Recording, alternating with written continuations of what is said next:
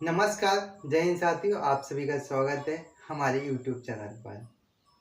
जैसा कि आप सभी को पता है कि इस ठगी का महायुग चल रहा है। यदि कहें तो ठगी का स्वर्ण युग कहें तो ये कोई अन्युक्ति नहीं होगी। हर कोई किसी न किसी को ठगने पर बैठा है। ग्राहक दुकानदार को, दुकानदार ग्राहक को, मालिक अपने एम्प्लॉय को तो एम्प्लॉय अपने मालिक को। सब जगह ठगी मची है। उसी ठगी के बीच में एक घटना आती है ग्वालियर के मुरार की, जहां एक ठग ने बैंक वाला बन करके एक महिला से ठगी की 5 लाख रुपए की। क्या मामला है, विस्तार से समझेंगे आज। कैसे उसने ठगी की, क्या उसको प्रॉफिट का लालच दे, क्योंकि ठगी जब भी होती है तो उनको प्रॉफिट बताया जाता है कि आपको ये प्रॉफिट होगा। उसी के बाद कहीं ना कहीं ठग को अंजाम दिया जाता है। तो जहाँ लालच होगा वहाँ घाटा भी होता है। जब तक लालच नहीं देंगे तब तक कोई फायदा नहीं होगा। कहते हैं कि एक को पाने के लिए जो भी है। ग्वालियर का मामला है, विस्तार से समझते हैं कि क्या मामला है ग्वालियर में, कैसे आखिर चोरी को अंजाम दिया गया।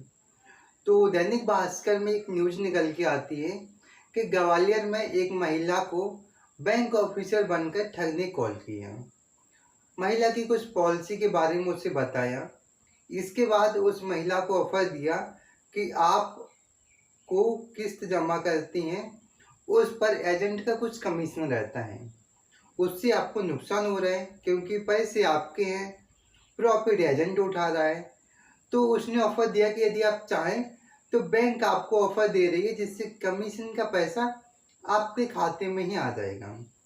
मतलब कि जैसे डायरेक्ट है, जो अभी एजेंट के थ्रू इनकी किस्त जमा हो रही थी, वो किस्त अब सीधी ग्राहक के खाते से बैंक के खाते में होगी। इससे एजेंट का बीच में कोई काम नहीं रहेगा। तो उसका जो कमीशन का, एजेंट का कमीशन का पैसा है वो सीधे सीधे महिला के खाते में आने वाला है। इस पर महिला तैयार हो गई। महिला ने पहले पॉलिसी सरेंडर कराकर कैश अपने अकाउंट में ट्रांसफर करा लिया। इसके बाद ना महिला को कमीशन मिला, ना ही पैसे वापस आए। जब पीड़ित महिला बैंक पहुंची तो उसको पता चला कि उसके साथ में ठगी हुई है। अब ये घटना उपनगर मुरार के कृष्णापुरी इलाके की है। पीड़िता ने मामले की शिकायत साइबर क्राइम थाने में की है। पुलिस ने इसकी जांच शुरू कर दी है। जांच जब भी ठगी होती है, पुलिस का काम है जांच करना। पुलिस जांच शुरू कर देती है, लेकिन जितने भी केस ऐसे आते हैं कोई पकड़े नहीं जाते। इस मामले में पकड़े भी जाते हैं तो उसके ऊपर क्या कार्रवाई हुई ये मीडिया वाले कवर करना भूल जाते हैं। शहर के उपनगर मुरार स्थित केदार भवन कृष्णापुरी निवासी 57 वर्षीय गीता गर्ग ने पुलिस को बताया कि कोविड पीरियड में उनके पति का देहांत हो गया था। पति के इंश्योरेंस में मिले रुपयों को उन्होंने PNB Punjab National MetLife insurance में जमा कराई थी, जिसकी सालाना किस्त वह जमा करा देती थी।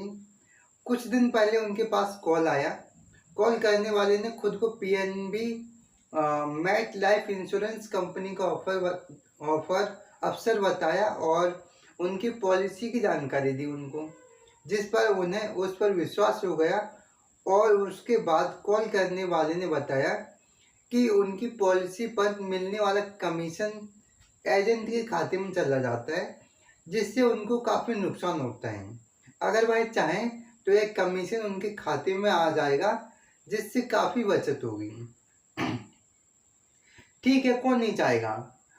सभी लोग चाहते हैं कि जो हमारा पैसा है सीधी हमारी डायरेक्ट, जिससे हम सामान ले रहे हैं, जिससे हम कोई सर्विस ले रहे हैं, उससे हमारी सीधी बात होनी चाहिए।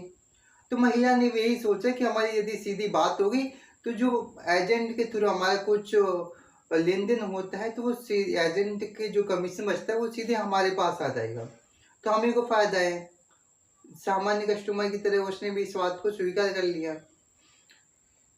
अब आगे क्या होता है कि ठगों की इससे बात होती रहती है।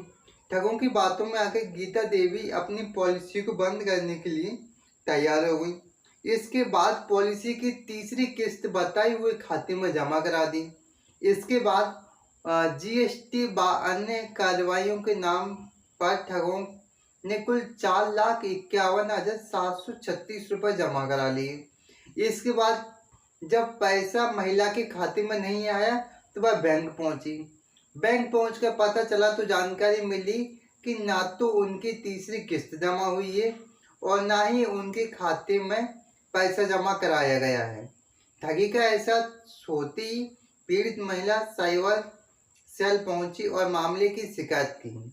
साइबर सेल ने उनकी शिकायत का मामला दर्ज कर ठगों की तलाश शुरू कर दी है। पुलिस का कहना है इस मामले में एसपी ग्वालियर धर्मवीर सिंह का कहना है कि इस तरह के कॉल पर लोगों को सावधान रहना चाहिए। कोई भी व्यवहार अनजान लोगों के साथ में मोबाइल पर ना करें। आप सहेज रहें तो ठग आपको शिकार नहीं बना पाएंगे। ये खबर थी। ये खबर ग्वालियर की अकेली खबर नहीं है। ग्वालियर में अभी इतनी सारे फ्रॉड हो रहे हैं, यहाँ तक कि लोग नकली नोट छाप करके भी धंधा शुरू कर दे रहे हैं। नकली नोट छापो, अमीर बनो। जितना सरल हो सके, जितना जल्दी हो सके, लोगों की ये लालसा है कि जितना जल्दी हो सके अमीर बना जाए। उसी अमीर बनने के चक्कर में लोग नए नए तरीके खोजते हैं। जितनी सरकार एक्टिव होती है उससे कई गुना ज़्यादा चोर ठग बदमाश एक्टिव हो जाते हैं। इसका सबसे बड़ा कारण है टेक्नोलॉजी। टेक्नोलॉजी इतनी बढ़ गई है, टेक्नोलॉजी उन्होंने सीख तो आराम से ली है, लेकिन इस टेक्नोलॉजी का उनको कहीं पर सकारात्मक कदम उठाने का अवसर नहीं मिल रहा। उनको कोई ठीक से जॉब नहीं मिल पा रही। सोचिए इतना अधिक दिमाग लगाने वाले व्यक्ति कि ठगी किस तरह से करनी है, इतना दिमाग है। यदि इन लोगों को दिमाग यदि किसी कंपनी या गवर्नमेंट जॉब में लग जाए या फिर किसी अपने खुद के बिजनेस में लगा दें सकारात्मक रूप में, तो ये कितना आगे ले जा सकते हैं। जो सरकारी अफसर होते हैं इतने हाई एग्जाम देने के बाद में इन लोगों को चालाकी नहीं पकड़ पाते हैं। उन सबके पैरों के नीचे से ये सारे ठग निकल जाते हैं। तो कहीं ना कहीं सरकार को इस चीज़ पर ध्यान देना चाहिए। जिन लोगों में इस तरह का टैलेंट है उनको कहीं ना कहीं ऐसी जॉब देनी चाहिए जो वहाँ पर सरकार की कुछ हित में काम कर सकें, क्योंकि इन लोगों के पास में दिमाग की कोई कमी नहीं है। कमी है तो कहीं ना कहीं रोजगार की समस्या इनके लिए, इनको ठीक से रोजगार नहीं मिल पा रहा है। क्योंकि इसमें भी यदि उनको ठीक से रोजगार दिया जाए तो मैं मानता हूँ कि ऐसे ठग हैं वो अपने ठगी काम छोड़ करके ठीक से रोजगार करने पे आ जाएंगे। तो सरकार को दोनों ही चीज़ करनी चाहिए। इस ठगों को पकड़ना भी चाहिए, दंड भी मिलना चाहिए, लेकिन कहीं ना कहीं इस तरह का टैलेंट रखने वालों के लिए भी सरकार को कोई ना कोई अच्छी सुविधा देनी चाहिए। कोई ऐसी कंपनी बनानी चाहिए या फिर कोई ऐसी संस्था बनानी चाहिए जो इस तरह की टेक्नोलॉजी की अच्छी जानकारी रखते हों। उनको अपनी कूटनीति में प्रयास करना चाहिए या फिर अन्य तरह की जो वेबसाइट वगैरह है, ये लगभग ऐसी ठग वो संभावना है कि आईटीआई जैसे कोर्स किए ही होंगे तब उनके अंदर इतना अधिक टैलेंट आता है। तो कई सारे फील्ड होते हैं वहाँ पर इनको जगह मिलनी चाहिए ताकि इस तरह की ठगी रुक सके। धन्यवाद, मिल जाए नेक्स्ट वीडियो में। Thank you.